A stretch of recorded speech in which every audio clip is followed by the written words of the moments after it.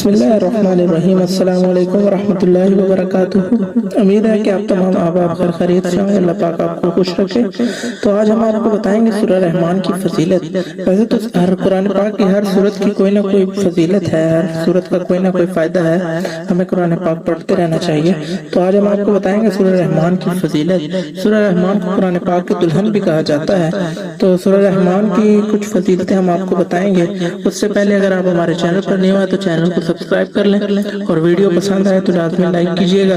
تو چلیں شروع کرتے ہیں۔ سورہ رحمان پابندی سے پڑھا کریں، اس لیے کہ حدیث شریف میں آیا ہے ہر چیز کے لیے حسن و جمال و زینت و خوبصورتی ہے، یعنی سورہ رحمان ہر چیز کے لیے حسن و جمال، زینت و خوبصورتی ہے۔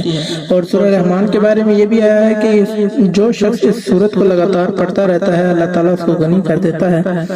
اس کے علاوہ یہ ہے کہ قرآن کا حسن و جمال ہے، زینت ہے، خوبصورتی ہے سورہ رحمان۔ اس کے بس یہی فضائل ہیں۔ ویسے تو بہت سارے وسائل ہیں، اگر ہم کو آپ کے ساتھ شیئر کرنے لگ جائیں تو ویڈیو بہت لمبی ہو جائے گی، اس لیے جو اس کی مین مقصد ہے، مین فوائد ہے، مین فضیلت ہے، اس لیے میں نے آپ کو وہ بتائی ہے۔